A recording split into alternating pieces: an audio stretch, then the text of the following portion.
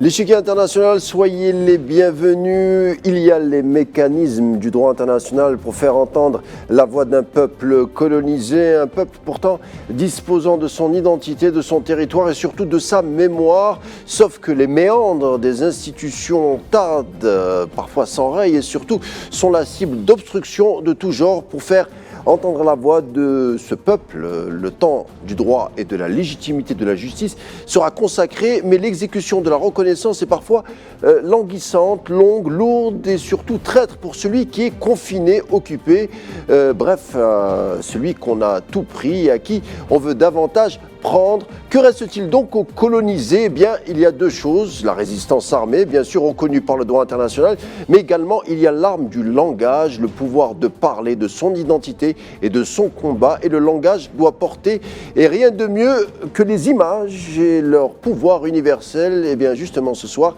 on a rendez-vous avec des images, des mots, des témoignages autour d'un peuple, le peuple sahraoui. Deux témoins un peu particuliers nous reviennent des camps sahraouis. Ils racontent, et c'est tout de suite.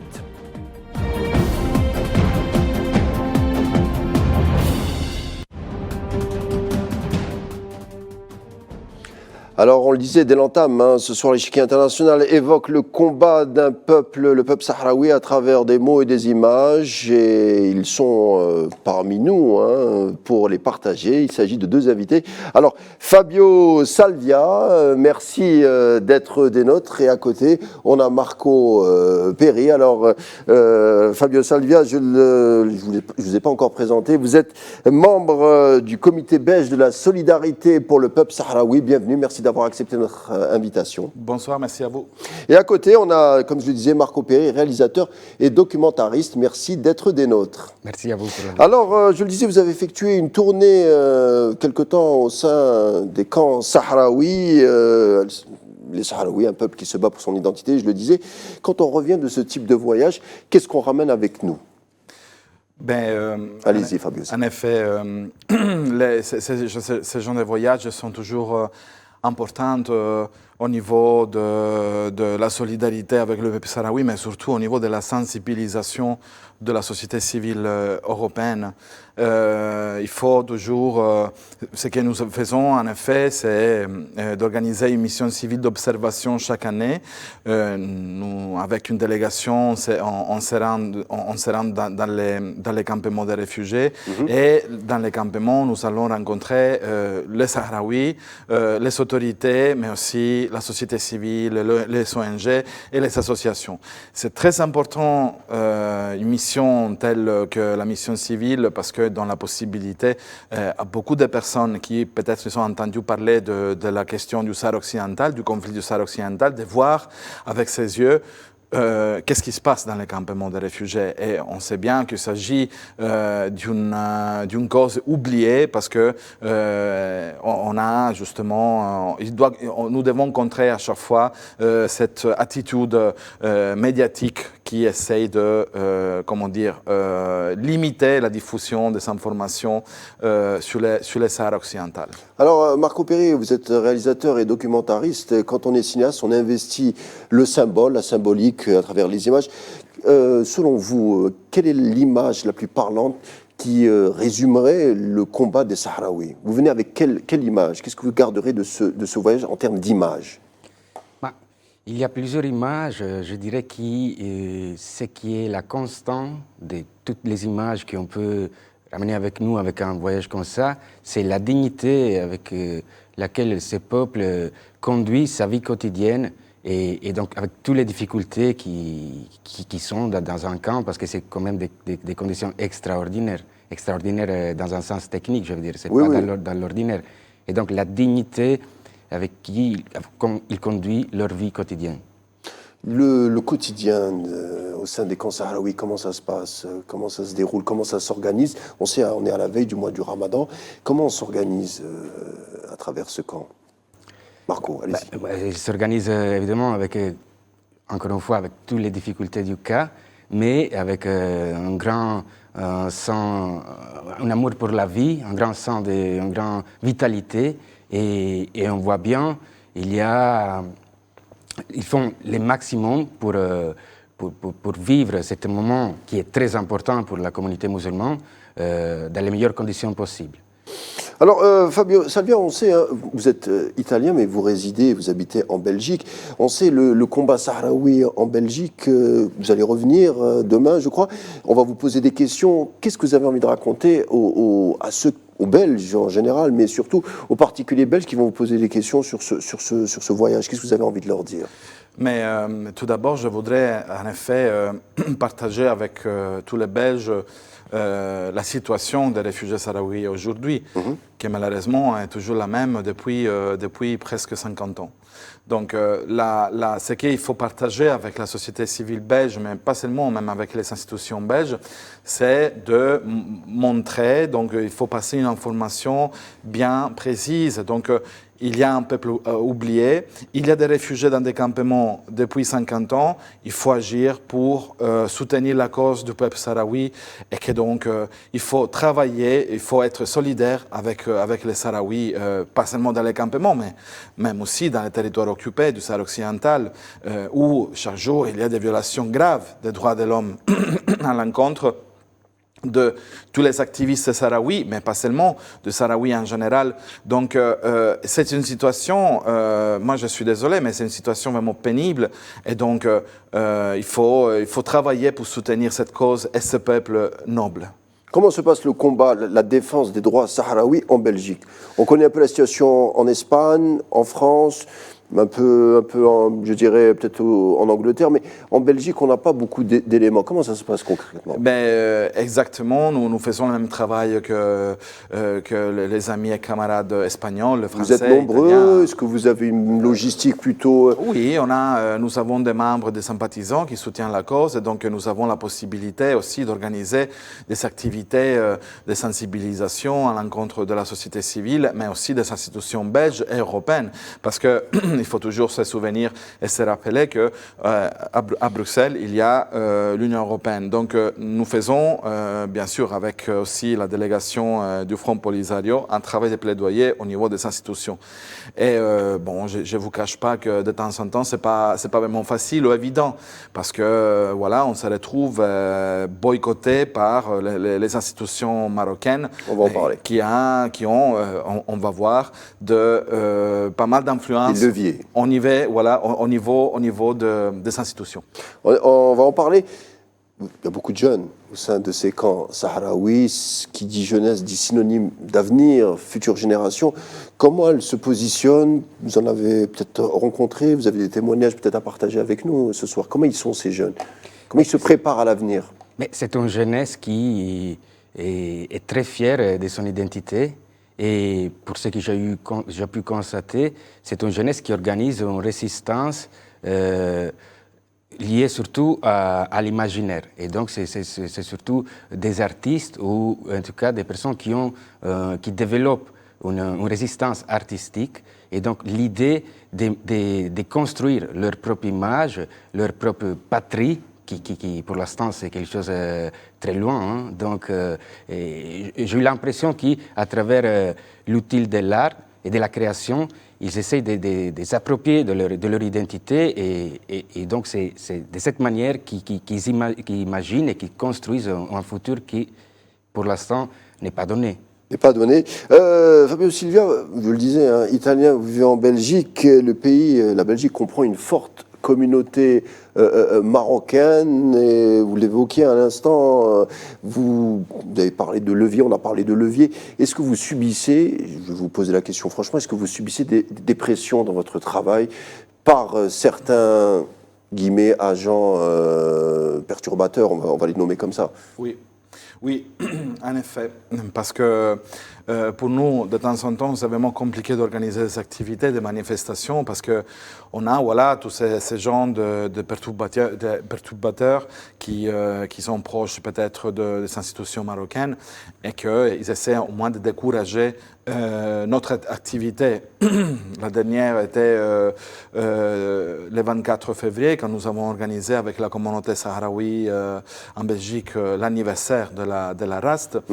Et voilà, on a reçu pas mal de pressions parce qu'ils ont fait même des pressions sur la police pour essayer d'annuler un événement qui, entre parenthèses, était aussi un événement privé. Donc, il ne s'agissait pas d'une manifestation, mais d'un événement privé.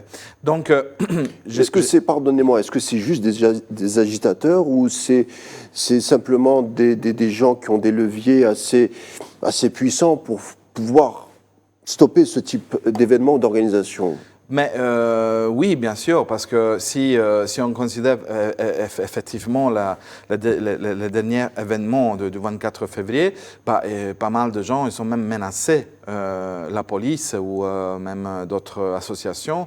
Ils ont quand même, comment dire, demandé, ils ont ordonné d'arrêter tout de suite l'organisation. Finalement, rien s'est passé parce que, bien sûr, c'était un événement convivial. Cet événement, on a passé vraiment un très bon moment, mais quand même, ils ont essayé de nous déranger déjà avant de l'organisation. Et ce n'est pas malheureusement la première fois. C'est arrivé plusieurs fois que même quand on a organisé des événements, voilà, il y a eu des gens qui ils ont quand même essayé d'agresser les participants à ce genre d'activité. Donc voilà, c'est quelque chose qui s'arrive. Et moi, je dois dire, pas seulement, c'est pas effectivement la présence d'une communauté marocaine en Belgique, parce que je ne vous cache pas qu'il y a pas mal de Marocains qui sont solidaires. Donc, pas mal de Marocains sont solidaires avec les Sahraouis. La dernière fois, nous avons organisé une manifestation pour les droits de l'homme et effectivement, il y avait la présence de certains Marocains. Qui étaient au rendez-vous. Voilà, qui ont quand même participé. Donc, la situation, c'est les pouvoirs que les institutions marocaines ont en Belgique.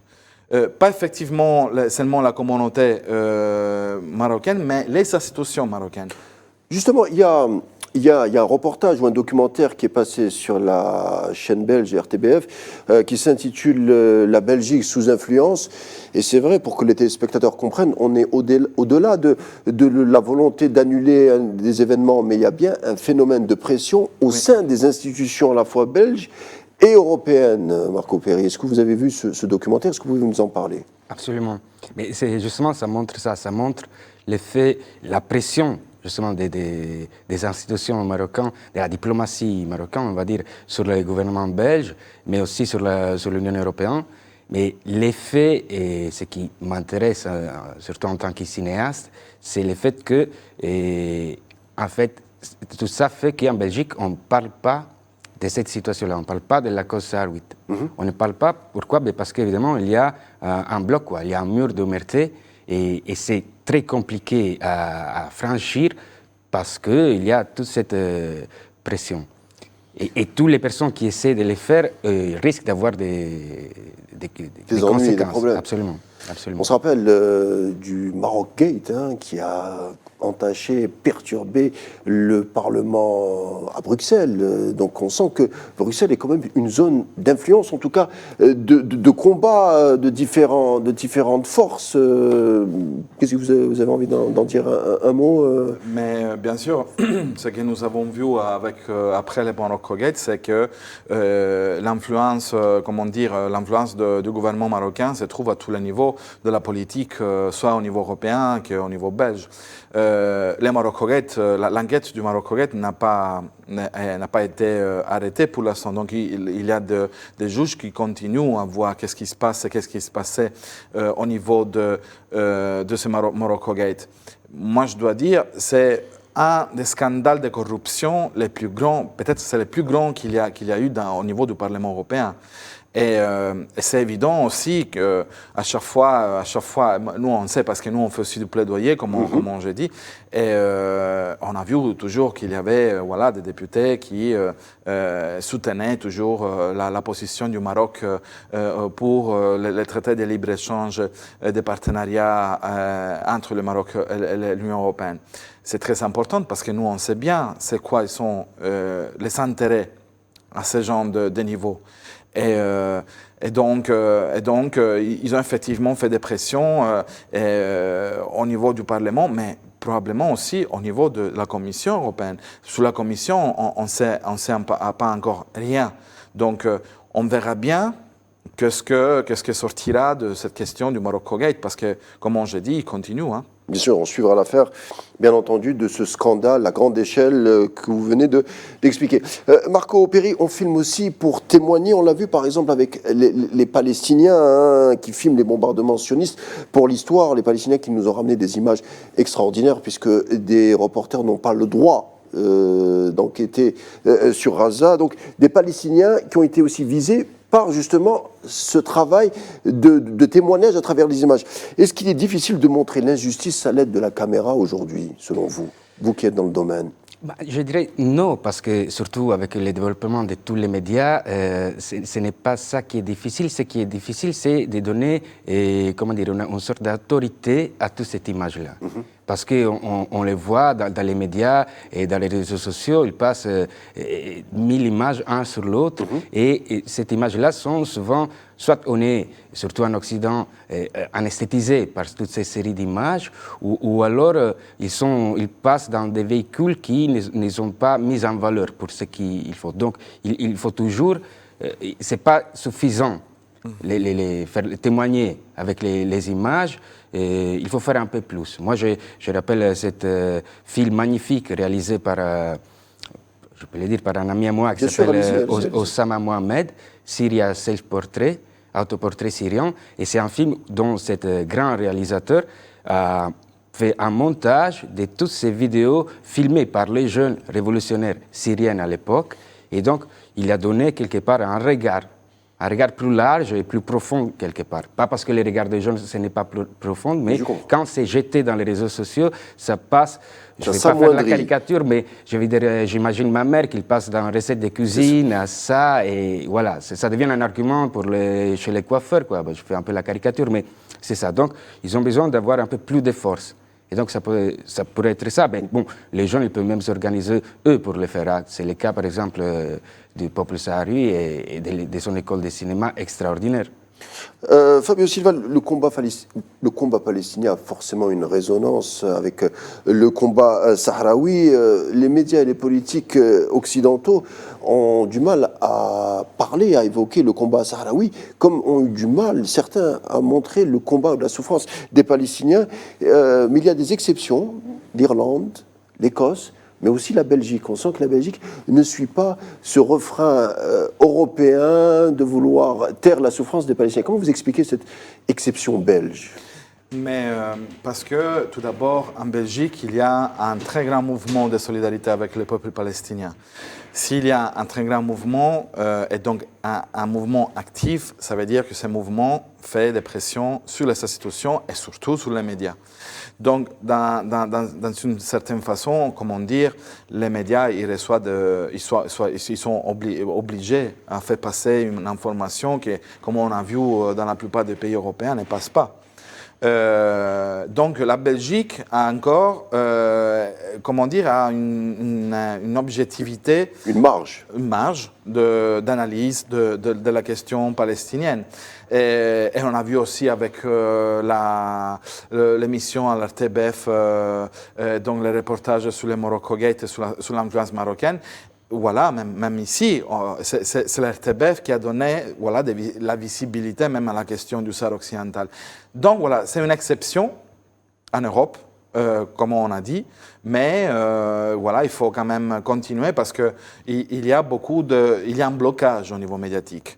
Donc nous, effectivement, sauf si on va voir les chaînes, même les médias qui ne sont pas traditionnels, nous, on a des difficultés à savoir qu'est-ce qui se passe, par exemple, à Gaza ou qu'est-ce qui se passe au Sahara occidental.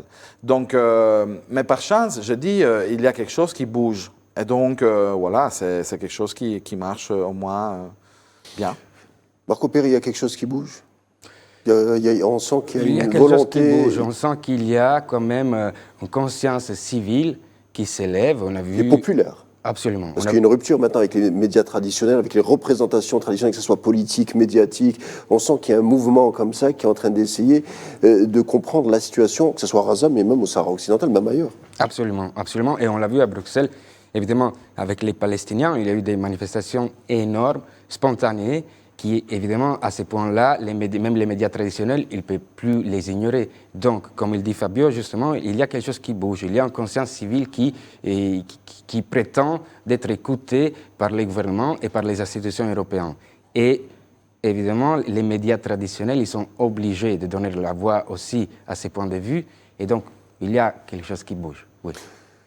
Fabio, quel est le prochain défi pour le peuple sahraoui? Comment vous voyez l'avenir à court terme, hein, parce que le long terme, on ne peut pas de toute façon. À court terme, qu'est-ce qui est le plus urgent selon vous? Bien sûr.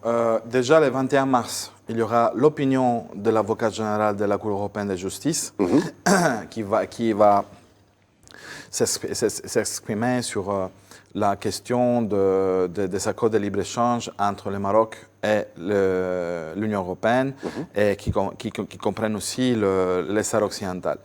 On sait bien que déjà le tribunal a dit que ces accords sont illégaux parce que le Sahara occidental ne fait pas partie du Maroc et donc c'est qu'il faut le consentement du peuple sahraoui pour démarrer des activités, même économiques, au niveau du Sahara occidental. Et donc, cette année, nous aurons, après l'opinion de l'avocat général, l'arrêt de la Cour de justice de l'Union européenne. Cet arrêt, s'il sera favorable à la lutte sahraoui, ben, alors ça c'est une très belle victoire. Et effectivement, ça sera un grand changement. Ça sera un grand changement, au moins un point de départ vers la résolution de ces conflits. Vous avez peut-être envie de dire un mot sur l'échéance, les prochains défis qui se posent pour le peuple sahraoui. Vous avez parlé des artistes, peut-être comment ils sont, comment ils s'organisent justement pour être en incarnant les défis avec les nouveaux outils modernes pour montrer le combat du peuple sahraoui. Moi, je pense qu'à ce point-là, évidemment, il y a un aspect qui c'est celui politique dont Fabio, il a parlé vraiment très bien. Et donc, il y a cet aspect-là qu'il faut justement suivre dans les lieux réputés, donc dans les institutions. Et donc, il y a toute cette ligne-là à suivre. Et puis, il y a, si vous voulez, je dirais la constitution d'un peuple, dans le sens que la constitution d'un imaginaire dont ces peuples ils se sont représentés.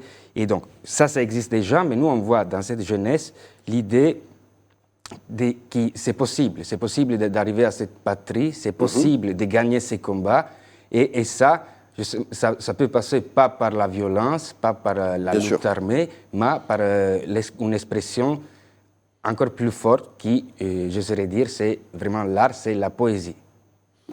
Depuis les bombardements en Palestine et depuis les hésitations, la distanciation de la communauté internationale, les institutions de droit par rapport à la souffrance de la Palestine, mais aussi la souffrance du peuple sahraoui, on a l'impression qu'on est passé dans un autre monde. On a l'impression que le futur ne se prête pas à l'optimisme. Est-ce que vous avez ce sentiment-là ? Oui, sincèrement, moi je suis d'accord. Parce que même au niveau des Nations Unies, il y a un blocage total. Il y a toujours la priorité pour certains pays du monde sont les intérêts, leurs intérêts, même économiques.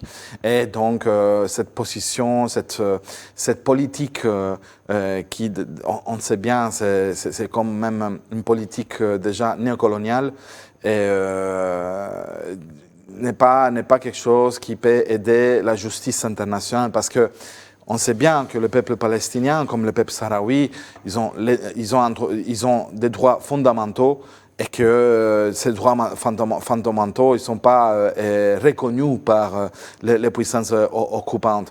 Donc, moi, je me pose aussi la question, et je dis, mais comment c'est possible encore en 2024 qu'il y a une situation d'occupation de certains territoires, de certains pays. Et surtout, je me pose toujours la question, comment c'est possible ce qui arrive à Gaza aujourd'hui dans l'indifférence totale de l'Occident.